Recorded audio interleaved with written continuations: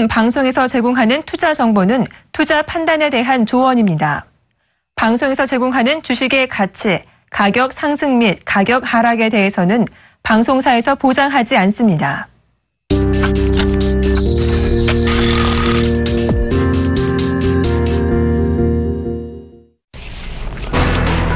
간밤 10년 만기 미 국채 수익률이 2.36% 수준까지 오른 이후 다시 방향을 전환해 장중한 데 2.24%까지 내렸습니다. 메릴 린치의 한 전략 분석가는 10년 만기 미 국채 수익률은 2.305%에서 2.328% 사이가 고점이라고 분석했습니다. 이날 독일 10년 만기 국채 수익률은 0.2%포인트나 급등했습니다. 앞서 투매가 펼쳐지며 수익률이 급등한 이후 투자자들은 낮아지는 국채 가격을 노리고 다시 시장으로 복귀한 것으로 보입니다. 이날 발표된 미국의 경제 지표는 엇갈린 행보를 보였습니다. 전미 자영업연맹이 발표한 4월 소기업 낙관지수는 96.9를 기록해 지난 3월 95.2에서 반등했으며 시장 전망치였던 96도 상회했습니다. 조사에 따르면 최근 직원들의 보수를 인상시켰다고 대답한 응답 기업 수는 전체의 23%로 집계돼 지난달보다 1%포인트 늘었습니다. 향후 기업 임금을 올리겠다고 대답한 기업도 14%로 전월 13%보다 늘어났습니다. 반면 미국 노동부가 고용 및 이직에 대한 보고서를 통해 내놓은 올해 3월 구인 건수는 전월 수정치보다 15만 건 줄어든 499만 4천 건을 기록했습니다. 앞서 시장이 내다봤던 510만 8천 건에도 못 미친 결과였습니다. 한편 지난 2월 달 구인 건수는 2001년 1월 이후 최대치를 기록했던 513만 3천 건에서 514만 4천 건으로 상향 조정됐습니다. 지난달 원달러 환율 하락의 여파로 한국의 수출입 물가가 동반 하락했습니다. 한국은행이 발표한 4월 수출입 물가지수에 따르면 지난달 원화 기준 수출 물가지수는 82.83으로 3월보다 2% 하락했습니다. 수출 물가지수 하락은 원달러 평균 환율이 3월 1112원 57원에서 지난달 1088원 66원으로 한 달 사이 2.1% 하락한 영향을 받은 것으로 분석됐습니다. 유가 상승에도 불구하고 수입 물가도 80.57로 원달러 환율의 하락 영향을 받아 3월보다 2.4% 내렸습니다.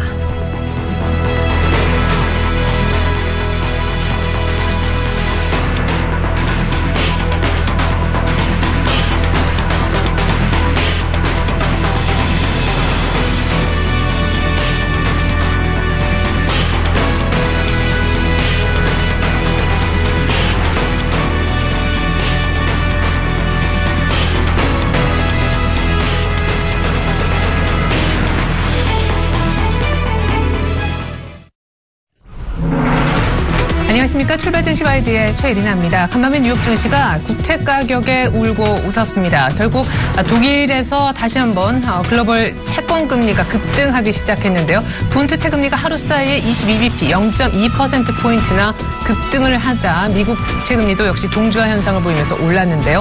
결국 채권 트레이더들이 손해를 감수하고서라도 채권을 내다 팔고 있다는 얘기가 되겠습니다. 이러한 채권 시장의 어떤 투매 분위기가 주식시장까지 약세로 이어졌는데요. 투자 심리가 그만큼 불안정했다는 얘기가 되겠습니다. 미국채 30년물 금리도 최근 5개월 만에 처음으로 3%대까지 올라서기도 했었는데요. 이것이 아시아 채권 시장 그리고 우리 주식시장까지 영향을 주지 않을까 투자자들은 우려하고 있죠.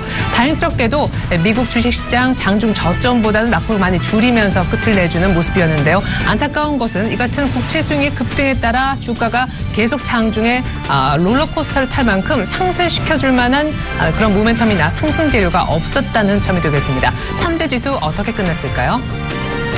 네, 다우존스 산업평균지수는 장중한 때 1% 넘게 빠지면서 180포인트나 하락하는 듯 했었지만 그나마 낙폭을 많이 줄여서 18,000선은 지킬 수가 있었습니다. 0.2% 정도만 조정을 받았죠. 18,068포인트에서 거래가 마감이 됐고요. 나스닥 역시도 마찬가지였습니다. 0.35% 정도 조정을 받아서 일단 5,000선은 계속해서 내주는 모습 이어지고 있고요. S&P 500 지수 역시 0.29% 정도 밀린 2,099.12에서 끝이 났습니다. 3대 지수 모두가 1% 이상 조정을 보일 뻔했었지만 낙폭을 모두 다 꽤나 많이 줄인 약보합으로 마감되는 양호한 마감가를 보여줬습니다. 밑꼬리가 꽤나 길게 달렸었죠. 이어서 유럽이 되겠습니다. 국제 시장의 흔들림에 유럽 증시 역시도 함께 조정을 받았는데요. 이 모든 것의 진앙지는 독일 국채 금리가 일단 뛴 것이었기 때문에 독일 증시도 흔들릴 수밖에 없었습니다. 1.7% 이상이나 밀리면서 11,470선에서 거래가 마감이 됐고요. 프랑스, 영국 증시도 모두 1% 이상씩 같이 내림세를 보였습니다. 미국보다 약간 더 많이 빠진 것 알 수가 있으실 텐데요. 밑꼬리 길이는 유럽 쪽이 훨씬 더 짧았습니다. 이번에는 WTI 가격 한번 보시죠. 유가가 오펙이 향후에 유가 수요가 훨씬 더 늘어날 것이다. 수요 증가 상향 조정 전망을 내놓으면서 WTI가 약 한 2주 만인가요? 60불을 다시금 배럴당 되찾는 그런 모습이 나타났습니다. 좀 잠잠하는 듯 했었던 글로벌 주식시장. 다시 한번 국채금리가 뛰면서 요동을 치고 있는데요. 우리로서도 불안정한 그런 변수들이 많이 있습니다. 내일 당장 금통위 금리 결정을 보게 될 거고요. 모레는 한국은행의 금통위, 그 전에 여러 가지 이슈들이 있을 것 같습니다. 그렇죠? 옵션 만기 금통위 차례로 있게 될 텐데요. 2100 안착도 힘든 상황에서 파고도 많이 넘어야 되는데 이제 글로벌 국채 금리까지 다시 뛰고 있습니다.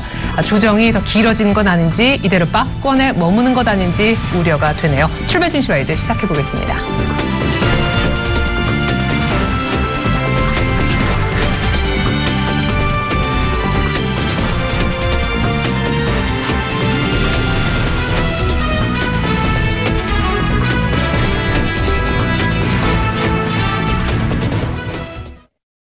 경제학자에게 듣는다 시간부터 가져보겠습니다. 오늘은 명지대학교 경제학과 빈기범 교수님과 얘기 나눠보죠. 빈 교수님 안녕하세요. 네, 안녕하세요. 네, 독일의 국채금리가 많이 뜁니다. 거의 투매 현상이 나타나고 있는데 이런 분위기가 미국 국채금리까지도 상승시키면서 이어지고 있습니다. 이 같은 원인을 알아야 될 텐데요. 채권 트레이더들이 손해를 보면서까지 채권을 던지는 이유 어디에 있는지요? 예, 지금 말씀하신 대로 미국 국채금리 상당히 급등하고 지금 또 가격은 떨어졌고요. 지금 독일도 그렇고 미국도 그렇고 지금 일종의 어떤 투매 현상 같은 게 지금 나타나고 있는 그런 상황인데요. 현재 채권 펀드 매니저들이 또 트레이더들이 손해까지도 무릅쓰고 좀 채권을 팔고 있는 그런 현상이 나타나고 있고, 아마 이게 가격 하락폭으로는 2013년도 이후로는 아마, 거의 최대인 것으로 그렇게 나타나고 있습니다. 아마도 기본적으로 독일 국채 쪽부터 이제 시작이 됐던 것 같은데, 독일 국채에 대해서 좀 어떤 투매세가 좀 확산이 되는 게 미국 국채까지도 좀 나타나게 되는 것 같고요. 그래서 지금 현재 이 독일 국채와 미국 국채의 어떤 투매 현상이 지금 다시 또 아시아 채권 시장까지 지금 번질 것이다라는 그런 예상도 있기도 한데요. 현재 지금 원인으로는 아마도 3월부터 유럽에서 시행한 양적 완화 때문에 금리가 좀 상당히 좀 과도하게 하락했던 데에 대한 어떤 좀 조정이다, 또는 이 금리 하락에 따른 어떤 국채 가격에 상당한 거품이 있었다, 또는 버블이 있었다는 거고요. 물론 이런 어떤 채권 가격이라고 하는 건 주식이나 부동산만큼 그렇게 어떻게 버블이라고 하는 게 상당히 높은 수준으로 내재되는 건 아니지만, 이 금리가 상당히 좀 하락을 하게 되면서 가격의 거품이 있었고, 이것이 지금 와서 상당히 좀 어떤 일종의 버블이 커지는 그런 양상을 보이고 있습니다. 그래서 이뿐만 아니라 또 이 어떤 유가를 포함한 원자재 가격도 좀 상당히 좀 오르는 그런 양상을 보이고 있고요. 그러면서 물가 상승, 디플레 우려보다 이제 물가 상승 압력이 상당히 커진 그런 측면도 있겠습니다. 그래서 좀 한편으로는 지금 금리가 계속 낮은 어떤 이 초저금리 그런 시대가 곧 끝날 수도 있다라는 그런 어떤 시그널일 수도 있겠고요. 또 거기 나아가서 이 아시아 이 채권 시장에도 또 이런 어떤 이 저금리에 의한 어떤 채권 가격의 지금까지 상승, 이런 것들이 또 한번 좀 아시아 시장도 좀 어떤 조정을 받을 수 있는 그럴 가능성이 커졌다고 볼 수가 있겠습니다. 예, 채권 시장이 조정기에 들어섰다 판단도 있는 것 같고 인플레이션에 대한 기대감도 도리어 디플레 우려를 떨치고 있는 것 같은데 유가 같은 흐름을 봤을 때 이제 중요한 것은 향후의 흐름이 되겠습니다. 사실은 최근에 한번 채권 금리가 일시적으로 급등했었다가 다시 한번 좀 안정화되는 모습을 보이기도 했었는데 간밤의 모습은 재차 급등의 우려를 키웠었거든요. 향후 전망은 어떻게 하시는지요? 예, 지금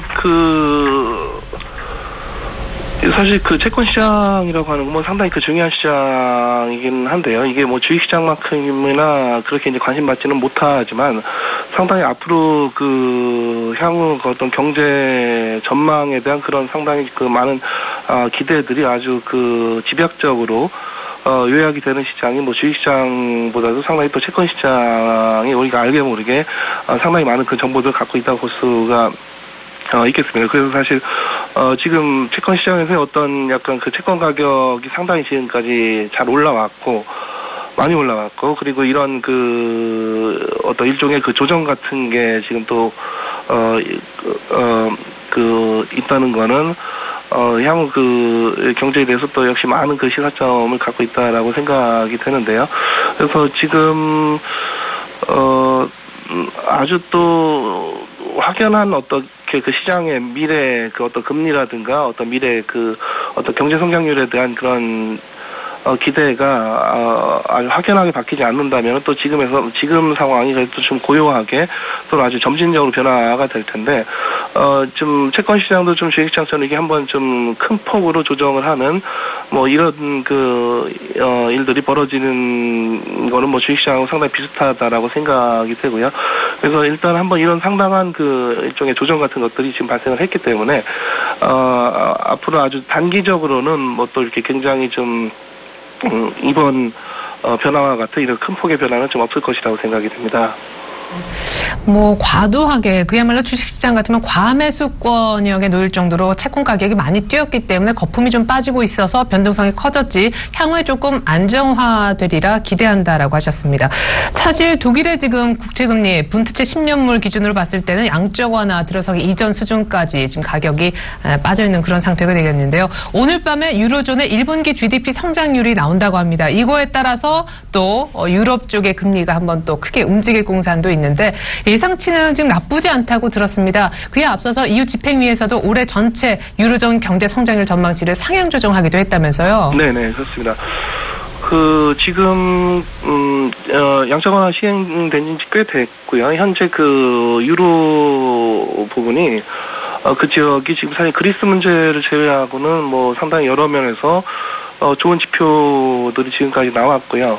또 아마 지금 말씀하신 대로 오늘 또 GDP 성장률 발표를 하는데 아마 지금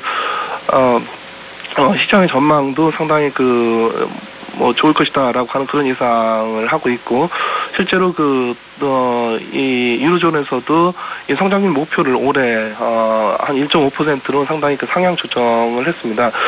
이런 효과가 나타나는 이유는 무엇보다도 글로벌 금융위기 이후에 미국에서 양적 완화를 통해서 사실 어떤 경기를 회복했다기보다는 상당히 경기가 더 악화되는 것을 좀 방어했던 그런 측면들이 있고 그러면서 사실 미국 경제는 지금 다시 경기 회복의 어떤 이 터닝 포인트의 그런 어떤 지점에 서 있게 된 것 같고요. 지금 그래도 2009년도 2008년도 그 당시 글로벌 금융위기 직후의 그런 경기 침체보다는 경제 상황이 좀 어느 정도는 호전되었다 보니까 미국의 양적 완화 효과가 당시에 우리가 느꼈을 때 상당히 지지부진해 보였던 것에 비해서 지금 유로의 양적 완화 정책은 상당히 좀 긍정적인 효과를 미쳐가고 있는 것 같습니다. 그래서 올해 한 2월 정도에 양적 완화를 발표를 했고 아마 내년까지도 적극적으로 시행을 할 거다라고 하는 이런 것들이 시장의 참여자들에게 어떤 신뢰나 그런 어떤 자신감으로 좀 작용을 아마도 하게 될 것이고요. 그런 점에서 하여튼 유로는 지금 말씀드린 대로 하여튼 그리스 문제만 제외하고는 또는 브렉시트라고 불리는 또 어떤 영국의 이 유로 탈퇴 가능성 뭐 이런 것도 제외하고는 뭐 상당히 좋은 양상을 보여가고 있고 아마 이건 올해 말까지도 상당히 좀 지속될 수 있으리라고 생각이 됩니다. 네, 22의 양적 완화 정책이 효과를 보여주고 있네요. 어떤 증권계 전문가는 유로존의 1분기 GDP 성장률의 발표 이후에 전체적인 글로벌 시장이 펀더멘털 장세로 아마 들어가게 될 거다. 중요한 분기점이다라고 했으니까 같이 한번 결과 지켜봐야 될 것 같습니다. 한편 미국의 4월 소매 판매 집계가 이제 오늘 밤에 나오게 되지요. 지금 역시 예상치는 나쁘지 않은 그런 상황인데 미국 경제의 소비가 차지하는 비중이 70%라 2분기 전체 경제의 어떤 온도를 느낄 수 있을 만한 그런 지표가 될 거라고요. 네, 그렇습니다. 지금 이 미국이 이제 소비 지표 일종의 소비 지표이고 또 소비 지표 중에서도 가장 또 중요한 핵심적인 아마 영역이 될 텐데요. 지금 말씀하신 대로 아마도 괜찮은 수치가 나올 것이다라고 시장에서 예상을 하고 있습니다.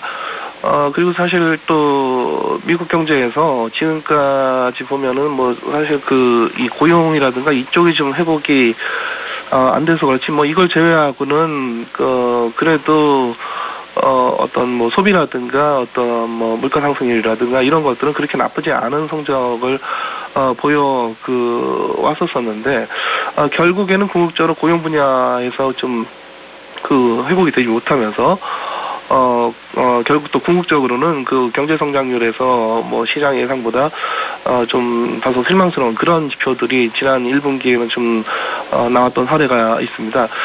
그래서 이 소매 판매는 아마도 그렇게 나쁘지는 않은 그런 지표의 어떤 그런 수치값으로 나타날 가능성은 좀 있다고 생각되고 그렇다 하더라도 이거 자체가 우리가 지난 1분기에서도 보았듯이 아주 미국의 어떤 경기 회복에 대한 어떤 완연한 그런 또 어떤 신호는 아닐 수도 있다라고 하는 것을 좀 유의할 필요가 있겠습니다.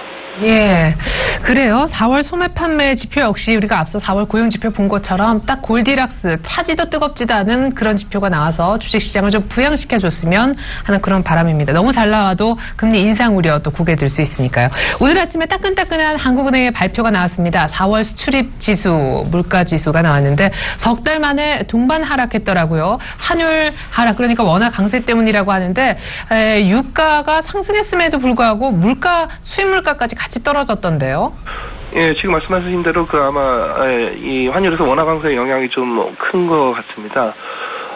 상당히 수출 물가가 원화 강세 뛰면서 이제 석 달 만에 하락을 했고요. 그래서 이 원화 기준으로 수입 물가 지수가 상당히 좀 큰 폭으로 감소를 했습니다. 그래서 그리고 이 수입 물가는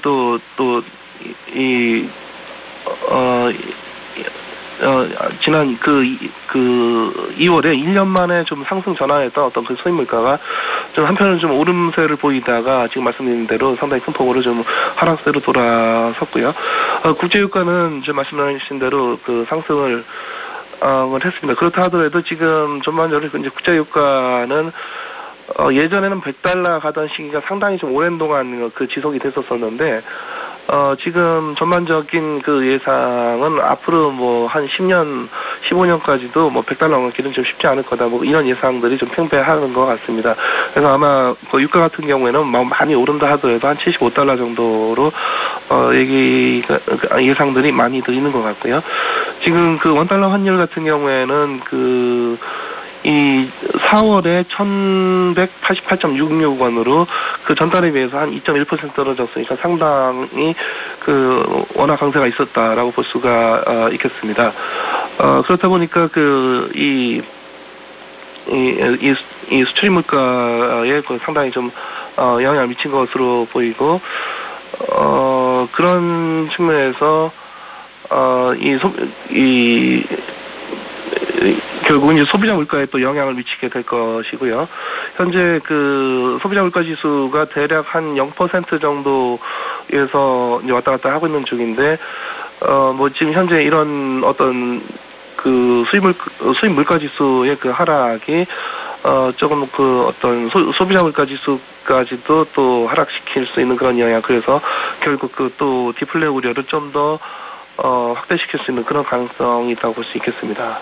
네, 내수 측면에서는 물가가 계속 담겨있는 경기 침체 속에 물가까지 떨어지는 디플레 우려가 있고 수출도 원화 강세 때문에 부진한 그런 모습이 넉 달째 이어지고 있습니다.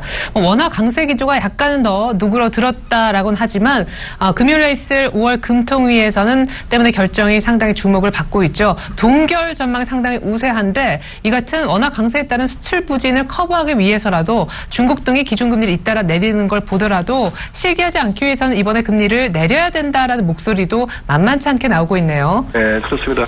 아마도 그렇다 하더라도 뭐 동결이 예상되고 제 개인적인 예측도 동결일 거다라고 예상은 되는데 지금 말씀하신 대로 그 지금 중국마저도 그 경기 둔화에 대한 대응책으로서 이 기준금리 인하를 그 했고 또 앞으로도 뭐 상당히 또 큰 폭으로 할 수 있는 뭐 그런 여지들이 있기 때문에 한편으로는 이 선제적으로 대응하는 차원에서라도 금리 인하가 필요할 수도 있겠는데 현재 지금 우리가 1.75%이기 때문에 그 인하에 대한 어떤 자유도는 상당히 좀 크지는 않다고 볼 수가 있겠습니다.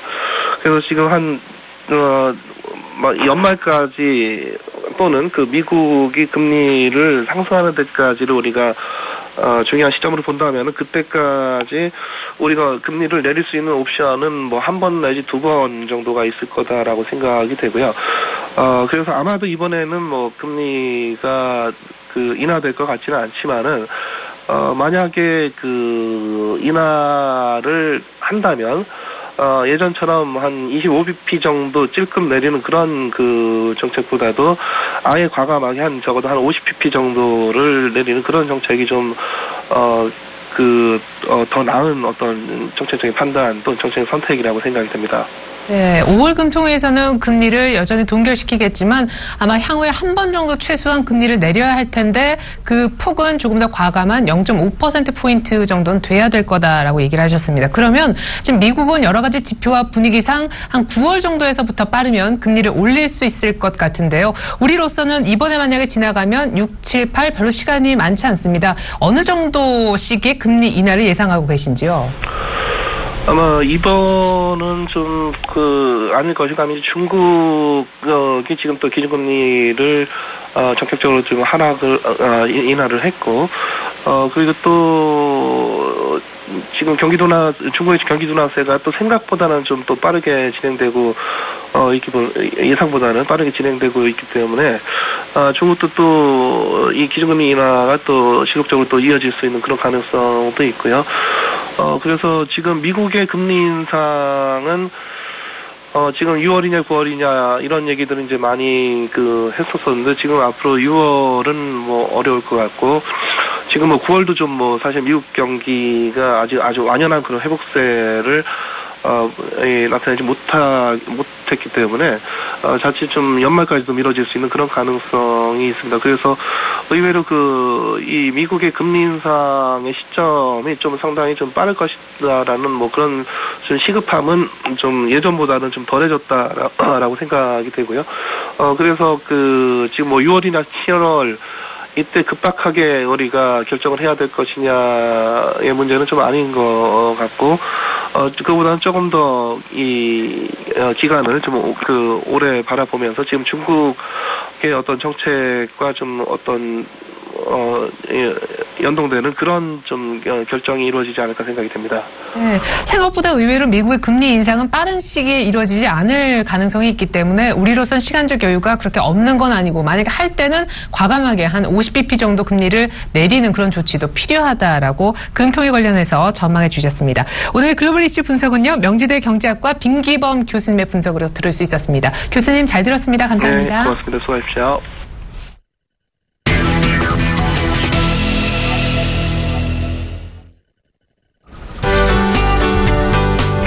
시청자 여러분 안녕하십니까. 신문 읽어주는 남자 예병구 멘토입니다. 자, 전일도 제가 이 신문 읽어주는 남자 출연해서 여러분 한 이틀간 정도는 코스닥이 한 690선에서 공방을 일으킬 것이다. 결국은 윗방향과 아랫방향 사이에서 공방을 일으킬 것이다. 얘기를 좀 드렸습니다. 690선하고 결국은 700선 사이 이 부분을 좀 왔다 갔다 걸릴 것 같았는데요. 결국은 690선에서 좀 살짝 또 깨고 내려왔습니다.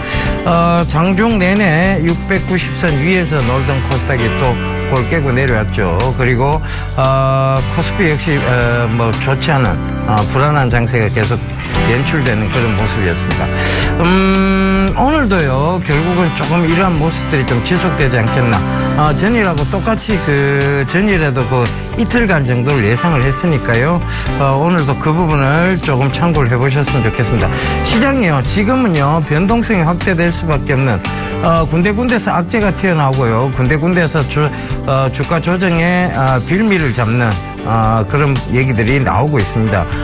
결과적으로 미국이 갑자기 국채 변동성이 커지면서 또 하락과 상승하면서 거의 약보합 수준까지는 좀 많이 끌어올려 놨습니다. 그런데 한때 낙폭을 좀 굉장히 키우기도 했었죠. 유럽도 역시 마찬가지적 측면에서 유럽의 국채 이런 영국 국채라든가 이런 부분들이 요동을 좀 치고 있습니다. 그리고 독일 국채까지도 요동을 치면서 유럽은 급격하게 좀 하락을 하는 그런 모습이었습니다. 그런 점들 참고해 보시면서요. 아직은 글로벌 변수들 대외적 요건들의 변수들이 조금 상존하고 있다. 이렇게 좀 잡아가시면 좋을 것 같습니다. 자, 오늘도 외신과 국내 최대의 경제일간지 서울경제신문을 살펴보면서 말씀드리도록 하겠습니다. 자, 외신은요 빠르게 좀 제가 뽑아온 기사를 보도록 하겠습니다. 자, 애플 팀 쿡의 모습이 보입니다. 그죠? 애플 expand renewable energy goal. 그러니까 애플이요 신재생 에너지까지 영역을 좀 확대하고 있다. 이렇게 좀 해석을 하시는 게 맞을 것 같아요. 그래서 이 팀쿡이 어느 신재생 에너지까지 가고 있느냐, 왜 얘들이 신재생 에너지 쪽을 가고 있느냐, 애플의 이런 사업 영역들이 굉장히 커지고 있다. 이렇게 좀 받아들이셔야 돼요. 애플은요 지금 스마트폰 그리고 PC 뿐만 아니라 지금 스마트 자동차 시대, 무인 자동차 시대, 그 다음에 스마트 홈, 그러니까 사물 인터넷 쪽이죠. 그리고 비콘 이런 사업들 IT 사업 쪽뿐만 아니라요. 이제는 신재생 에너지 사업까지 뛰어들고 있습니다. 자, 애플이 이런 방대한 사업 영역의 확장 이런 것을 우리는 이제 어떻게 받아들이냐 하는 부분이에요. 애플이요 여기 이유가 나옵니다. 왜 이렇게 신재생 에너지 사업까지 그들이 뛰어들었냐 하면 결국은 애플의 자체적 전력 공급 수준을 높여가기 위해서요. 지금 거의 80%까지 육박을 했답니다. 자, 이 애플이 이 80%까지 육박하는데 그들이 어떤 자체적 생산 능력을 가지고 있느냐 하면 태양광, 풍력, 그리고 바이오가스, 연료전지 등의 다양한 방법으로 접근을 하고 있다.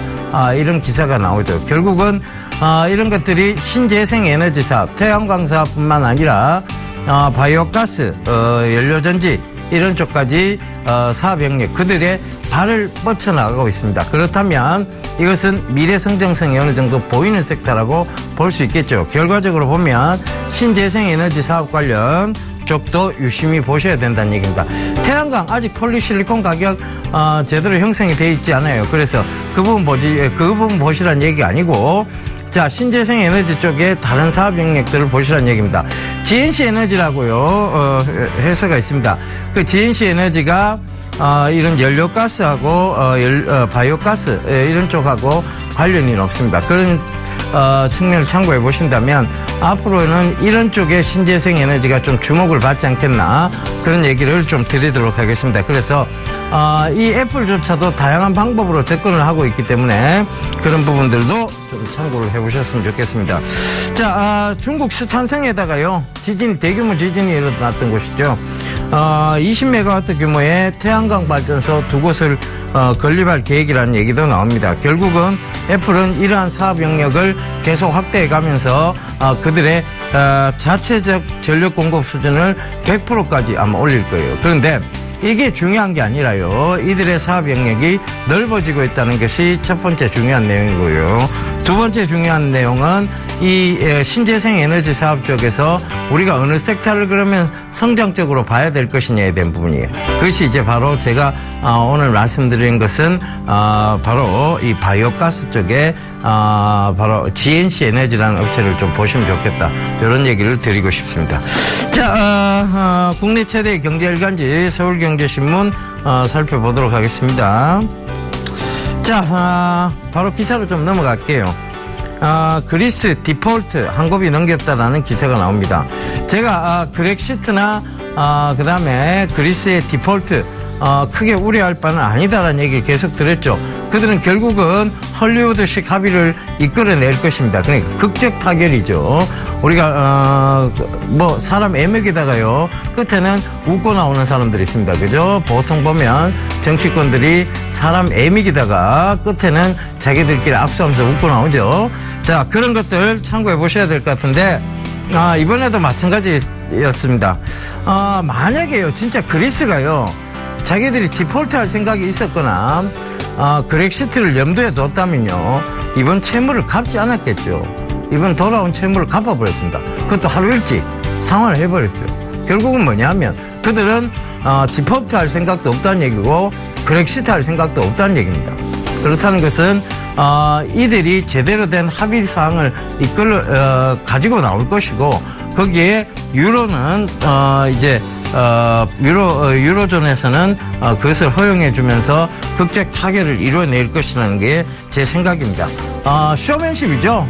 결국은 주가라는 게 조정을 보일 때 이런 기회를 가지고 발목을 잡는 빌미를 잡는 역할을 했다. 이렇게 좀 보시면 될 것 같아요. 그래서 지금 유로존에서 22에서도 지금 재정 확대에 대한 규모들 그리고 양적 완화에 대한 규모들을 조금 더 늘리겠다는 얘기까지 나오고 있습니다. 그렇다는 것은 이들이 굳이 그렉시트까지 사태를 불러가지는 않겠다는 의지를 보여주는 것입니다. 그래서 이 대외적 불확실성 요인은 점점 불확실성이 조금 거쳐가는 그런 쪽이라고 보시면 될 것 같습니다. 말들은 계속 나올 것 같아요. 그죠? 말 많은 곳입니다. 그죠? 유럽. 자, 그 다음 기사입니다. 반값 USB 놓고 이달 첫 미국 수출 중국차 한국 공약도 시간 문제. 자, 여기 나옵니다. 펜다가 자동차를 타고 있네요. 그죠? 예, 펜다 자동차가 나옵니다. 그런데 자, 이거 한번 보자고요. 반값 SUV. USB가 왜 나옵니까? 그죠? SUV, 스포츠 유틸리티 비하이클입니다. 이 반값 SUV를 내놓고 이달 첫 미국 수출한다. 자, 요거 많이 보셨죠? 그죠? 수익을 말하다 시간에 벌써 이미 한번 다뤄드렸습니다.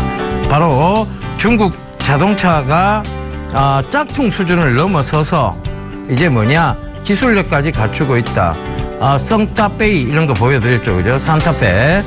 모양 똑같습니다. 그죠? 그런 것들을 보여드리면서 웃으면서 참 말씀드렸지만 중국 자동차가 분명히 위협을 할 것이다. 그래서 한국의 현대차, 기아차, 현대 모비스 쪽에는 분명히 타격을 줄 수 있다는 얘기를 드렸었죠. 자, 이 반값 SUV 내놓고 미국에 수출을 시작합니다. 자, 중국차가 한국 공략하는 것도 시간 문제죠. 자, 우리 현대 투싼보다 1,000만 원 가까이 싸답니다. 그 다음에 핵심 산업 육성을 위해서 정부 차원에서 연 10억 불 지원까지 하고요. 결국은 우리가 중국의 추격을 따돌릴 수 있는 방법은 품질, 안전 경쟁력인데 이 품질하고 안전 경쟁력은 중국이 따라올 확률이 더 높다는 것이죠. 그러니까 결국은 따라잡힌다는 얘기죠. 품질하고 안전 경쟁력은요 사실상 따라잡힐 수 있는 수준입니다. 이게 자동차 내의 품질 이런 것들이 따라 못 올 수준이면 모르겠지만요. 그것은 충분히 따라올 수 있는 상황이고 안전 경쟁력도 역시 따라올 수 있는 섹터라는 얘기입니다. 그래서 제가 계속 강조드렸던 이유가 바로 이런 점들 때문입니다. 벌써 이제는 명확한 기사상으로 나오고 있습니다. 중국산 수출차 추이가 명확하게 지고 있고요. 중국 자동차 생산 현황도 굉장히 급격하게 늘어가고 있습니다. 자, 그래서 중국 완성차 쪽은 보지 마시라는 얘기 계속 들었죠, 그죠? 지금도 여전히 유효합니다. 완성차 쪽 보시면 안 돼요. 현대차, 기아차, 현대글로비스, 현대모비스, 자, 이런 것도 보시면 안 됩니다. 자, 그 다음에 현대글로비스도 역시 마찬가지겠죠, 그죠? 자, 그 다음에 뭐냐면 부품주 쪽은 괜찮습니다. 그런데 그 모비스는 그 부품주잖아요, 그죠? 모비스도 안 되는 이유가 다음 기사에서 바로 나옵니다. 자, 자동차 본고장 기술 확보하자. 미국 기업 집어삼키는 중국 업체들. 요 기사 나오죠. 중국 자동차 부품업체 북미 시장 점유율이 바로 지금 계속 늘고 있는 부분들 나옵니다. 결과적으로 자동차 업체 쪽에서의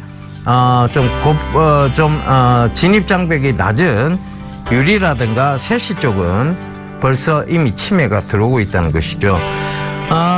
중국 자동차 업체가 M&A나 현지 생산을 통해 미국에 지금 진출해 있고요. 샤시죠. 제조하는 업체죠.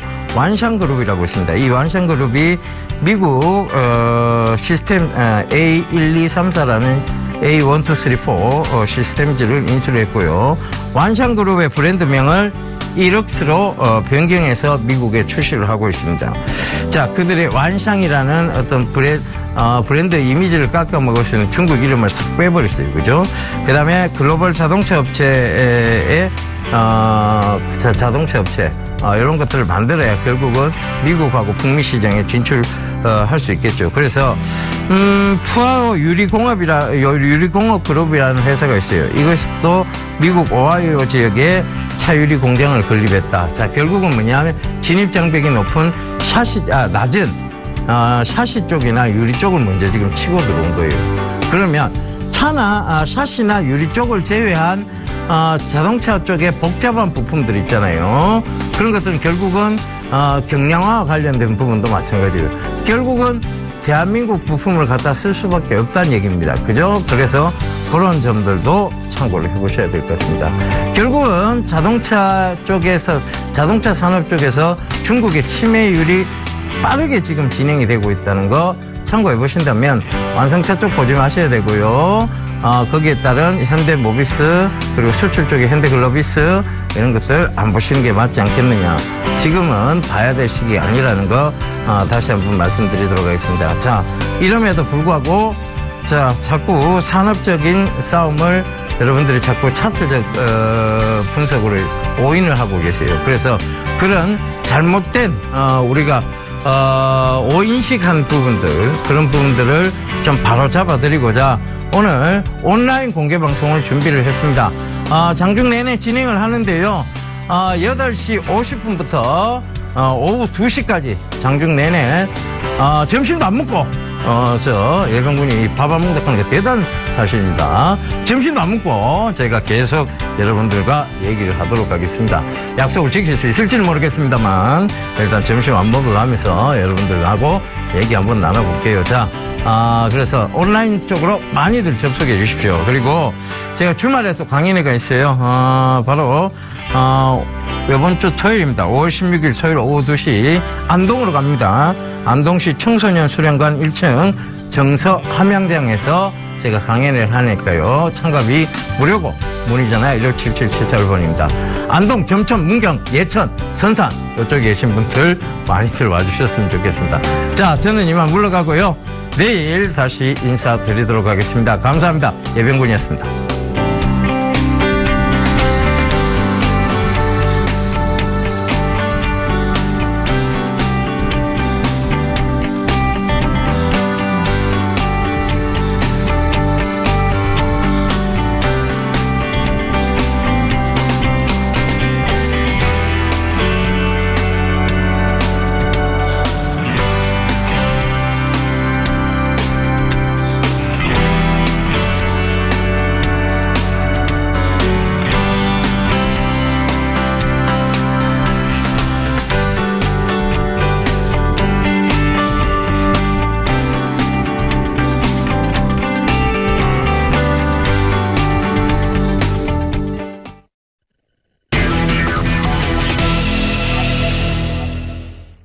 이어서 시황의 대가, 시황의 신 모시고 국내 시장에 필요한 전략 더 자세하게 세워보도록 하겠습니다. 오늘은 아데나 투자자문 신승영 대표 연결해 볼게요. 대표님 안녕하세요. 네, 안녕하십니까. 네, 자 코스피는 아주 조금만 올라가면 되는데 2,100 안착이 매번 실패하고 있고 코스닥은 나흘 만에 반락해서 690선도 일단 반납했습니다. 중소형주 실적 발표가 한창인데 실적 안 되면은 아예 한가로 보내버리는 그런 아주 냉혹한 시장이기도 했었는데요. 전일장 리뷰부터 들어보겠습니다.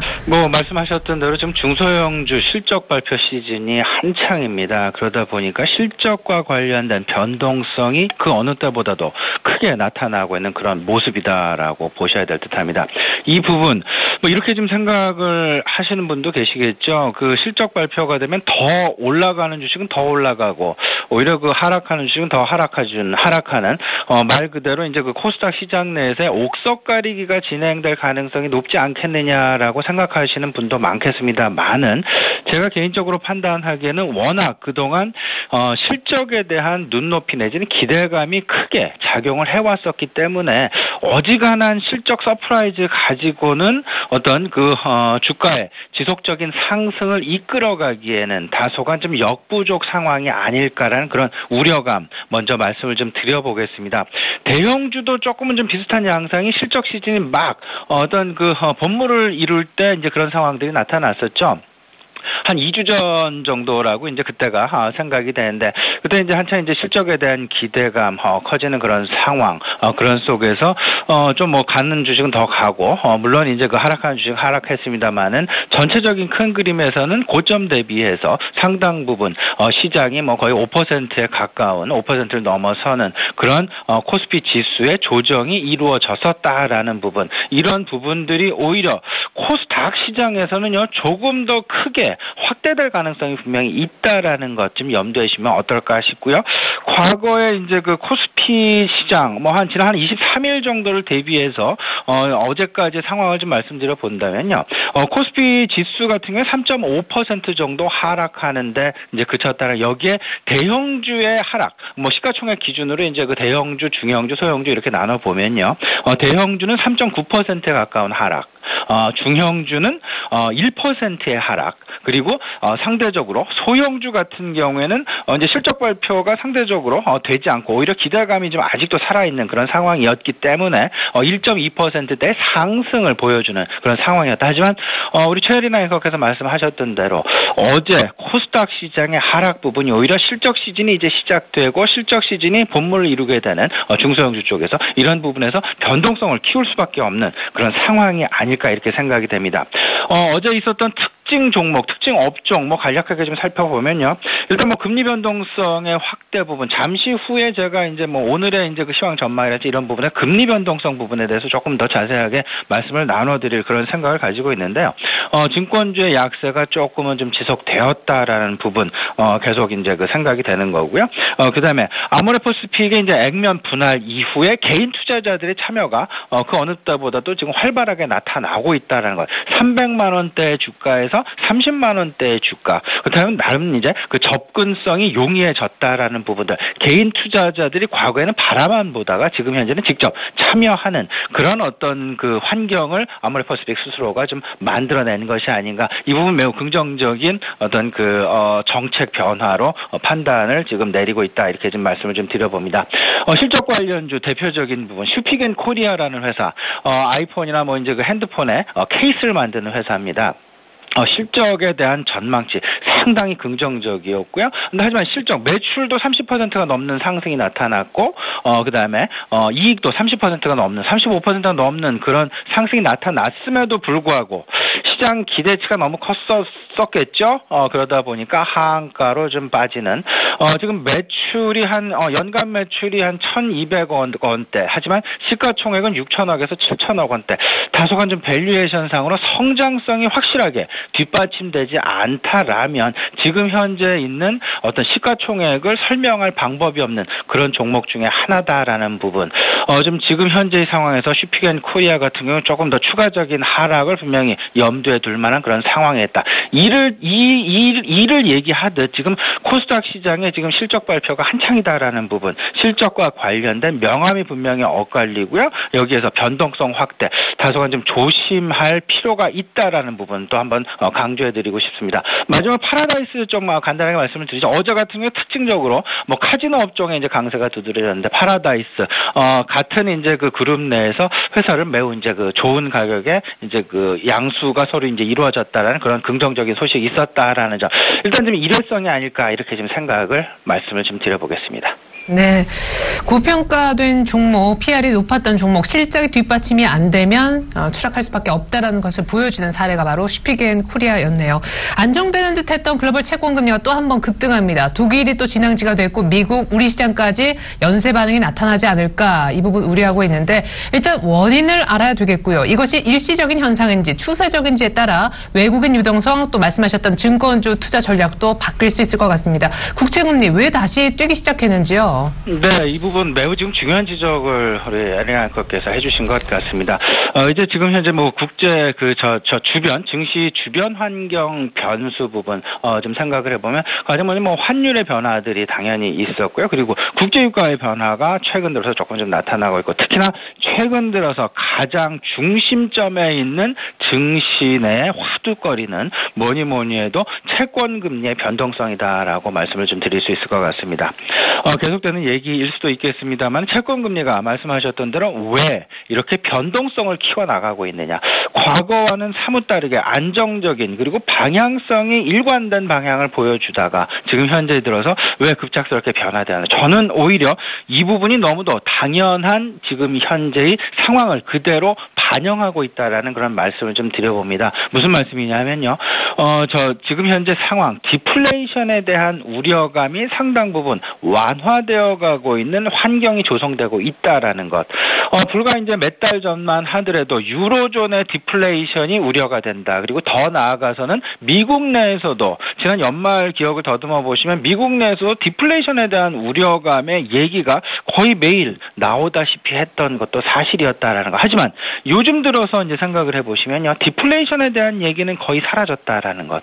디플레이션의 얘기가 사라졌다라는 얘기는 경기가 이제 안정화가 되면서 점차 이제 그 경기가 활성화가 되면서 유동성을 많이 풀었으니까 당연히 인플레이션 관점으로 이제 그 시장의 관점이 변화할 수밖에 없는 그런 상황. 그러다 보니까 금리 관련해서 국채금리, 특히 뭐 채권금리나 국채금리나 어떤 그 금리 관련해서 인상이 아님에도 불구하고 인위적인 인상이 아님에도 불구하고 실질적으로 시장에서 상승이 나타날 수밖에 없는 너무도 당연한 그런 결과다. 이렇게 좀 말씀을 좀 드려보겠습니다. 디플레이션이 완화되는 과도기에서 나타날 수 있는 너무도 당연한 시장 내 변화다라는 것. 그렇다라면 인플레이션의 우려감이 완화된다라는 얘기. 그렇다면 이 얘기는 이제 그 단계별로 우리가 해석을 해야 된다라는 부분 계속 말씀을 좀 드리고 있습니다. 1차적으로는 디플레이션의 완화, 그리고 경기의 회복, 그리고 더 나아가서는 이제 마지막 단계에서는 인플레이션 우려감이 결국은 우리 시장을 찾아올 텐데요. 이에 대한 단계적인 어떤 업종별 대응 전략 그리고 전체적인 투자 전략이 필요한 상황이다라고 정리를 해드릴 수 있습니다.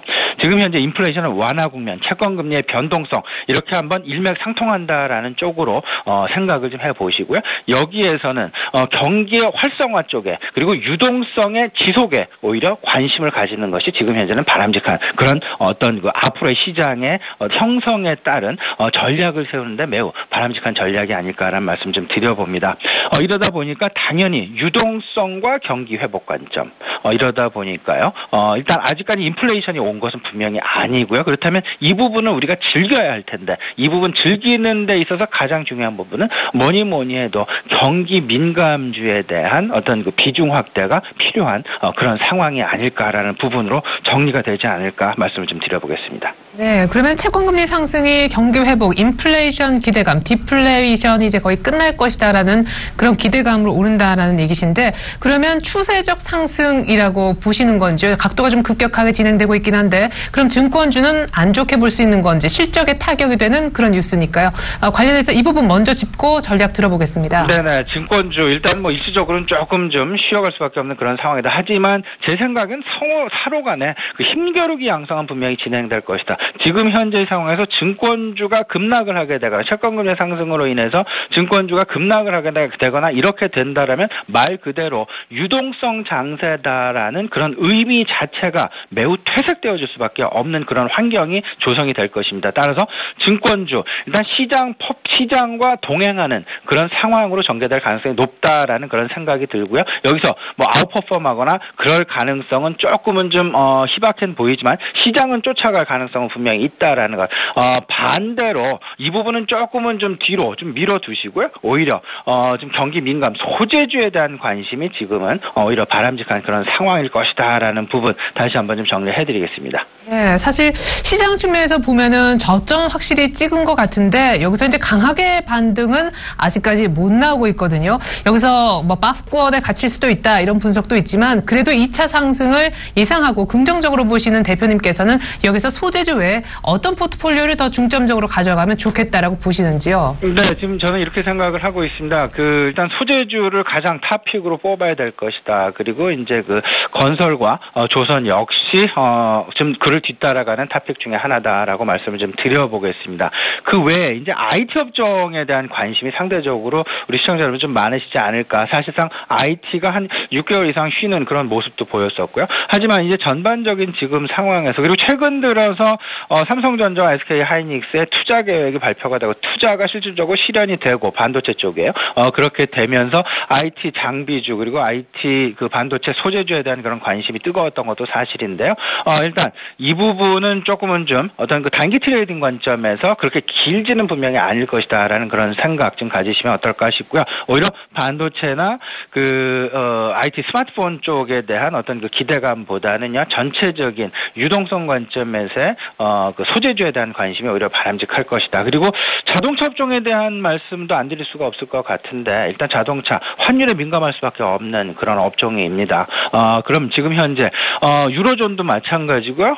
일본 시장도 마찬가지입니다. 엔화의 강세 전환 그리고 유로화의 강세 전환을 하게 되면 그 양 각 나라의 어떤 그 주식 시장은 또 꺾이게 되는 그런 양상들이 벌어지기 때문에 추가적인 양적 완화가 계속될 수밖에 없다라는 것. 어떤 그 시장의 활성화를 위해서 양적 완화가 계속 지속될 것이고 그들의 환율 자체는 계속 약세 방향으로 가야만 하는 그런 필연성을 가지고 있다라는 것. 그렇다면 여기에 끼어 있는 우리 원화의 가치 다소간 좀 매우 어려운 그런 국면일 수도 있겠다라는 것 한번 생각해 보시면 어떨까 싶고요.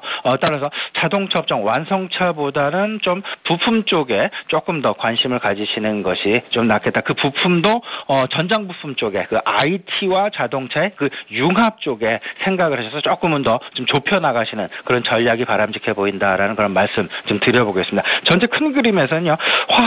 화학과 조선 일단 그 관심을 좀 가지시고요. 조선 실질적으로 시장이 많이 하락할 때 조선의 하락세는 그렇게 크지 않았다는 상대적인 견고함을 보였다라는 부분 그만큼 시장 내에서 가격에 대한 어떤 그 편안함, 안도 그리고 더 이상 추가 하락에 대한 가능성을 불식해버리는 그런 양상일 수도 있다라는 부분들 여기서 상승을 하게 된다면 오히려 이런 좀 덜 빠지고 덜 오른 종목 쪽에서 나올 수 있다라는 부분도 한번 염두에 두시면 어떨까 싶습니다. 네, 결국 화학, 조선 여전히 탑픽으로 좋게 보셨고요. 증권주는 한 시장 수익률 정도 중립 의견, IT 장비는 단기 트레이딩, 자동차 쪽은 완성차보다는 부품주 쪽을 더 좋게 보셨는데 외국인 유동성 측면에서 안 여쭤볼 수가 없어요. 사실 대형주를 좋게 보심에도 불구하고 대형주 탄력이 중소형주보다 떨어질 수밖에 없었던 이유는 중국의 깜짝 금리 인하에도 불구하고 호재성 뉴스에 외국인들이 별로 매수해주지 않는 그런 모습 때문이 아니었나 싶은데 외국인들이 요새 뜸합니다. 향후 전망은 어떻게 하고 계세요? 일단 뭐 외국인들 매도세는 어느 정도 진정이 되었다라는 그런 판단 좀 하고 있습니다.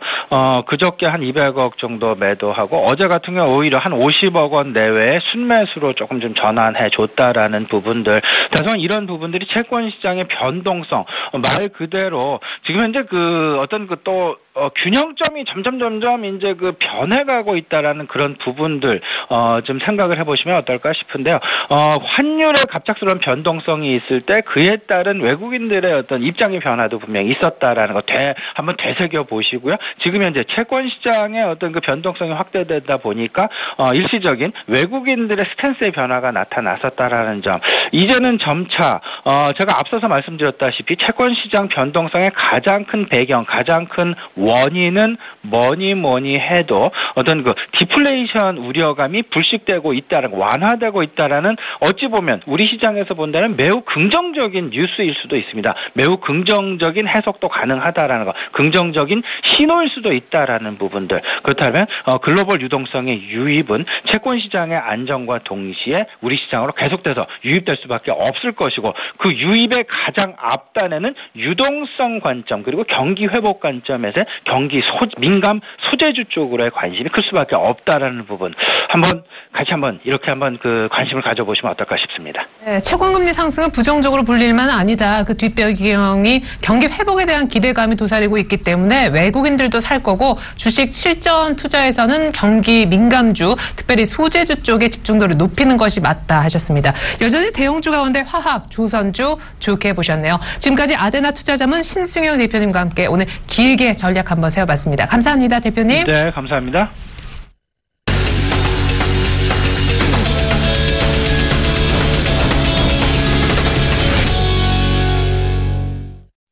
채권금리가 또 상승했습니다. 이 들썩이는 채권 시장의 국채 수익률, 오늘 우리 증시에도 안 좋은 영향을 미칠 것으로 보이는데요.